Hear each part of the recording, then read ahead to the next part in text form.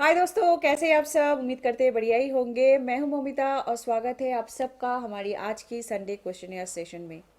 जैसे कि आप सबको पता ही है, मैं पहले इंस्टाग्राम के क्वेश्चन का जवाब मैं पहले दूंगी, उसके बाद आपने जो वीडियो पे जो अपना सवाल भेजे हैं उसका जवाब मैं बताऊंगी। इंस्टाग्राम पे मैं ज़्यादा अवेलेबल रहती हूँ, तो इसलिए आपको इंस्टाग्राम पे जब भी मैं अवेलेबल रहती हूँ मैं जनरली आंसर कर देती हूँ। और इन केस जिनका सवाल का जवाब मैं नहीं दे पाती हूँ इंस्टाग्राम पे, मैं उस सारे क्वेश्चंस को इंक्लूड करती हूँ अपने क्वेश्चन सेशन में। और आज का क्वेश्चन सेशन काफ़ी इंटरेस्टिंग होने वाला है, क्योंकि मैं आज आपको बताऊंगी एक सेलर की सक्सेस स्टोरी जिन्होंने हमारे वीडियोस काफ़ी टाइम से फॉलो कर रहे हैं।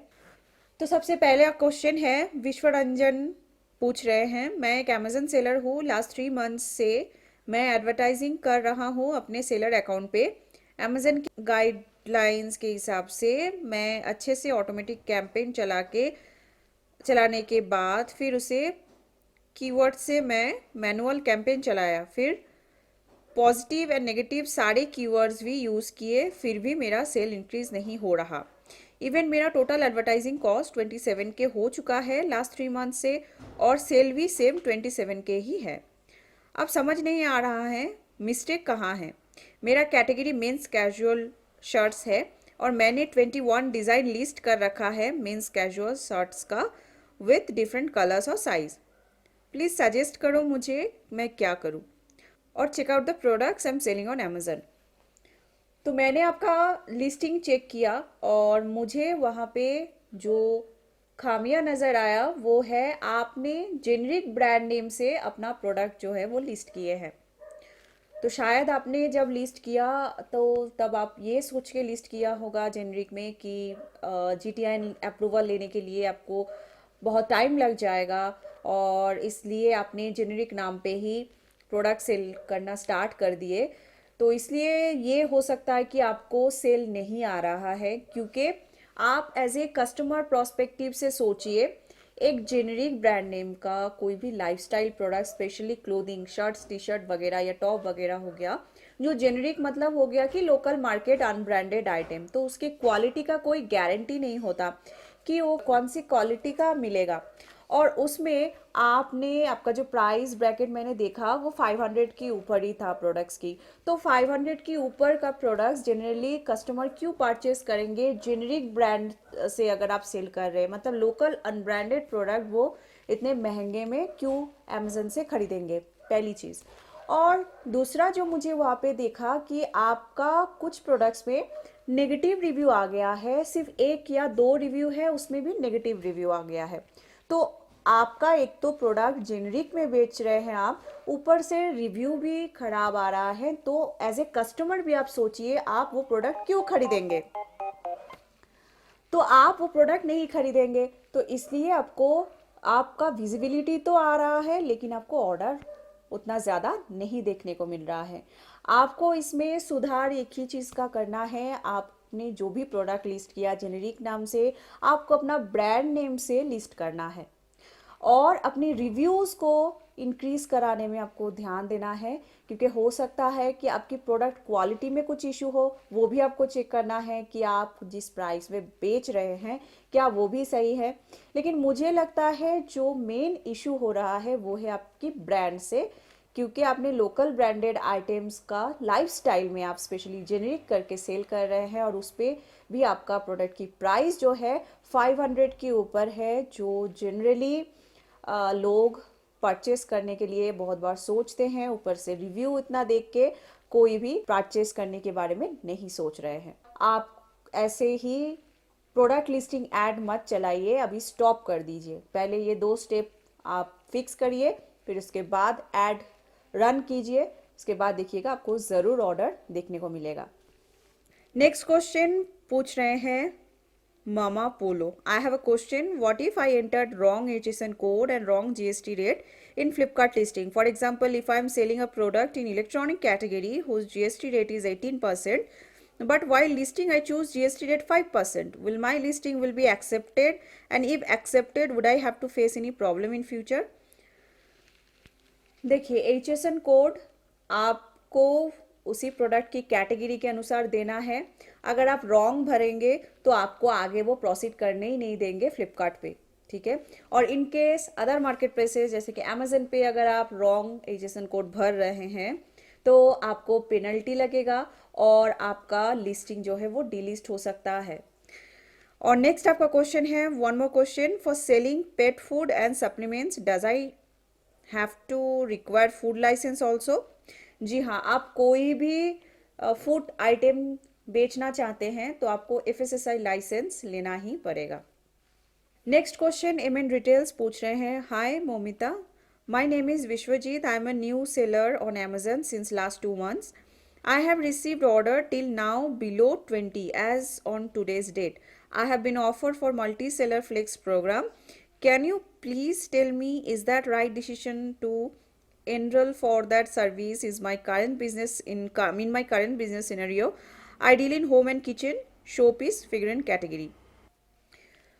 देखिए, ये आपको डिसाइड करना है कि आपके लिए सेलर फ्लेक्स प्रोग्राम फिजिबल होगा या नहीं, क्योंकि अमेजन सेलर फ्लेक्स के लिए स्पेशल रिक्वायरमेंट होता है। आपको अमेजन को दिखाना पड़ता है स्पेस जहाँ से आप सेलर फ्लेक्स को इनरोल करेंगे, और आपको उस टाइप की बारकोड प्रिंटर वगैरह वो भी चाहिए जो आपको सेलर फ्लेक्स के तहत इस्तेमाल करना है। और आपको इन्वेंट्री भी रखना है उतना सेलर फ्लेक्स के लिए कि आप ऑर्डर फुलफिल कर पाए।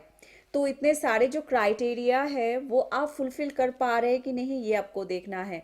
ऊपर से आपको वर्क फोर्स भी चाहिए, मतलब आपको एम्प्लॉय भी चाहिए जो ऑर्डर आने पे उसे पैक करेगा, उसे शिपमेंट भेजने के लिए, क्योंकि आप वहाँ पे क्या होता है, सेलर फ्लेक्स पे आपको तुरंत ऑर्डर को डिस्पैच करना होता है। तो क्या आप कर पाएंगे, क्या आपके पास वो सारी सुविधा है जो आप सेलर फ्लेक्स प्रोग्राम के तहत आप रिक्वायरमेंट फुलफिल कर पाएंगे, ये आपको देखना है। तभी आप अपने हिसाब से अपनी रिक्वायरमेंट के मुताबिक ही आप चूज कर पाएंगे। इसमें मैं आपको 100% श्योरिटी के साथ नहीं बोलना ठीक होगा कि आपको ये करना ही चाहिए। ये कम्प्लीटली डिपेंड करता है सेलर की रिक्वायरमेंट के मुताबिक और सेलर की प्रोडक्ट इन्वेंट्री के ऊपर।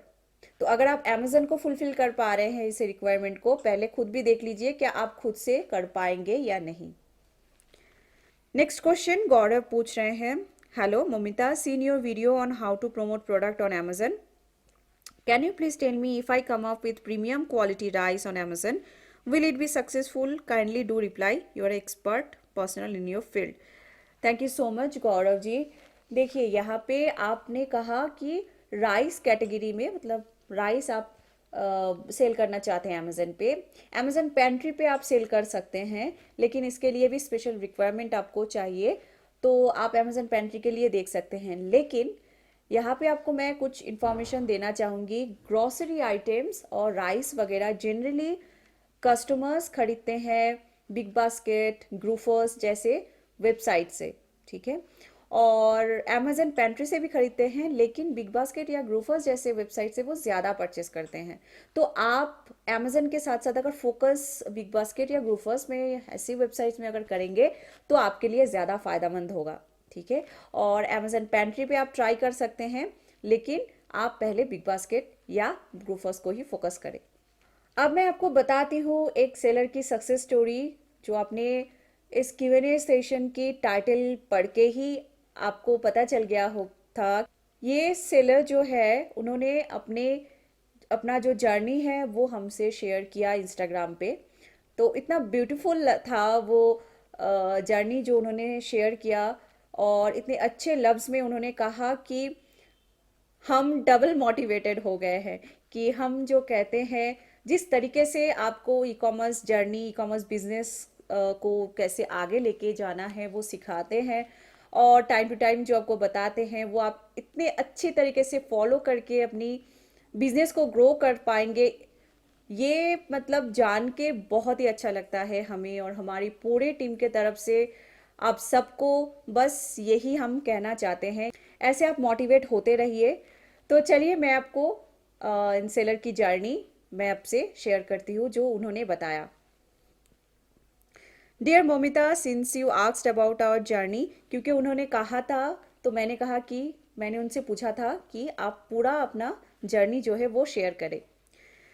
So we started in 2018 after a fire broke and destroyed our existing business. Oh my god. From selling fabric, we shifted to manufacturing wooden products. We followed your videos to understand Amazon's platform and way to list and sell our products. Now, from selling 28 products a month, now in 2 years, we are selling 3000 products a month, all thanks to your videos. And have also made our own website all by ourselves, obviously by seeing your videos again. And have now been approved by Amazon for their Flex program. And we now employ 9 staffs, and next we plan to go to global Amazon markets as well. I can really not thank you enough for your selfless work. You should be advising government on uplifting small scale industries. You prove that no policy is needed but just courage and selfless determination to bring about big change in society. Hats off to you. तो आपने जाना इनका journey इतना beautiful है कि उन्होंने अपनी business में लॉस भी करा, लेकिन वो हारे नहीं. वो वहाँ से स्टार्ट किए जहाँ से वो एकदम ज़ीरो हो गए थे.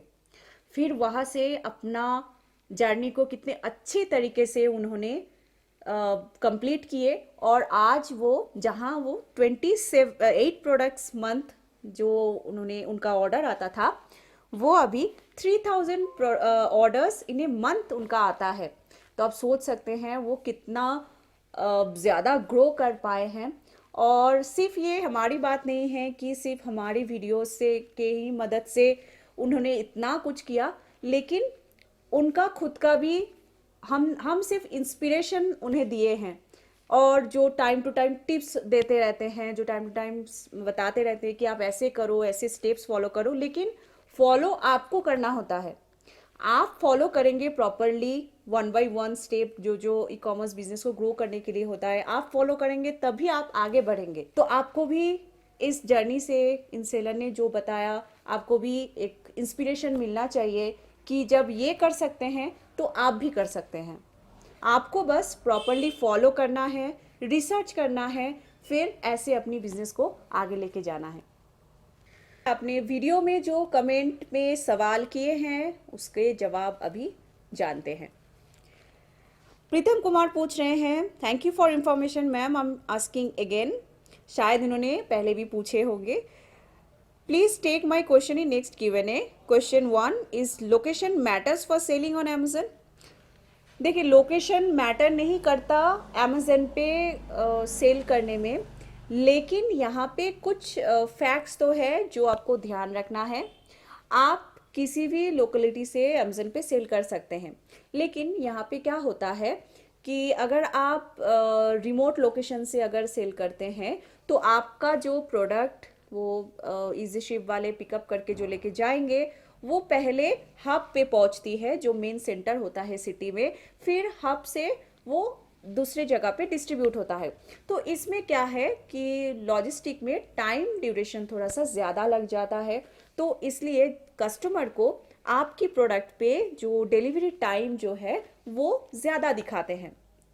अभी कस्टमर का हो सकता है कि उन्हें जल्दी चाहिए, 3-4 दिन के अंदर प्रोडक्ट चाहिए, लेकिन आप रिमोट लोकेशन की वजह से आपकी वो प्रोडक्ट उनके पास लेट पहुंचेगी, तो इसके लिए कस्टमर वो ऑर्डर प्लेस नहीं करते हैं, तो आपको ऑर्डर कम आ सकता है.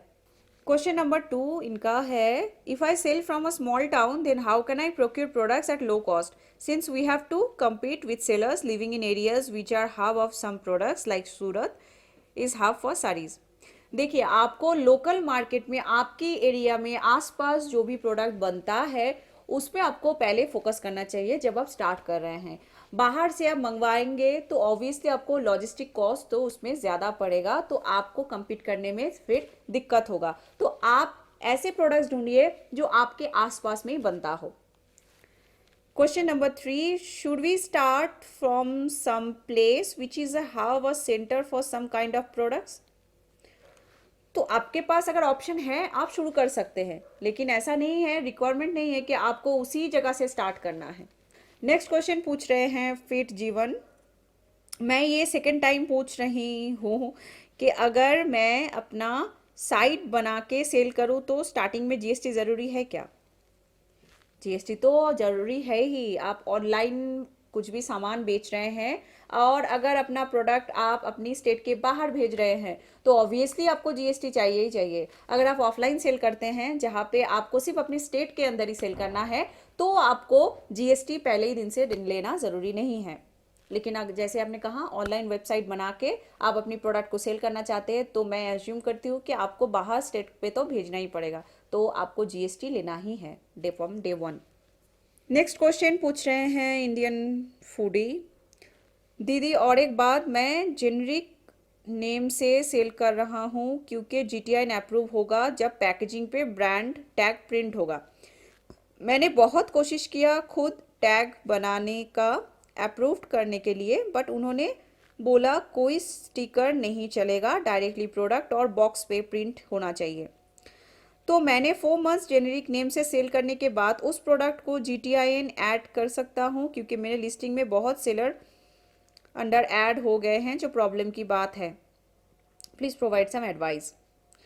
जी हाँ, आप एक बार आपको ब्रांड अप्रूवल लेना पड़ेगा, उसके बाद आप चेंज कर सकते हैं और ऐसे लिस्टिंग कर सकते हैं। नेक्स्ट क्वेश्चन है, आशुतोष कुमार पूछ रहे हैं, मैम मुझे अपनी लिस्टिंग में 360 डिग्री व्यू डालना है, कैसे डालेंगे? Please reply. 360 डिग्री व्यू आप तभी डाल सकते हैं जब आप ब्रांड रजिस्ट्री करेंगे अमेजन पे। ब्रांड रजिस्ट्री होने के बाद आपको जो A+ कंटेंट बनाने का आपको जो ऑप्शन मिलता है वहीं पे आप कर पाएंगे 360 डिग्री व्यू। नेक्स्ट क्वेश्चन है, दीपिका भाटिया पूछ रहे हैं, hi ma'am please take my question in Q&A, how I can research product for selling. आपको अगर प्रोडक्ट रिसर्च के बारे में जानना है, आप हमारी वीडियो देखिए 5 विनिंग प्रोडक्ट्स की सीरीज़, जो मैं हर 10 से 15 दिन के अंदर अपलोड कर रही हूँ। आप ज़रूर फॉलो करें, आपको वहाँ पे पता चल जाएगा कि प्रोडक्ट कैसे रिसर्च करना है और कौन से वो प्रोडक्ट है जो आपको अपनी ई-कॉमर्स बिजनेस के लिए प्रोक्योरमेंट करना चाहिए, ऐसे सिमिलर काइंड ऑफ प्रोडक्ट्स। तो दोस्तों यही था आज का क्वेश्चनेयर सेशन। अगर आपको पसंद आए तो लाइक करना मत भूलिएगा। अगर आपकी कोई भी सवाल है आप मुझे इंस्टाग्राम पे डीएम कर सकते हैं या फिर अदर वीडियोस में आप कमेंट में भी अपना सवाल भेज सकते हैं। सारे सवाल को एक ही वीडियो में करना पॉसिबल नहीं है, इसलिए अगर आपका सवाल का जवाब मैं नहीं दे पाई हूँ तो आप मुझे फिर से क्वेश्चन कर सकते हैं, तो मैं नेक्स्ट क्वेश्चनेयर सेशन में ज़रूर इंक्लूड करने के बारे में ज़रूर सोचूंगी। तो चलिए ये वीडियो यहाँ तक ही, मिलते हैं आप सबसे फिर से, तब तक के लिए आप सबका समय शुभ रहे।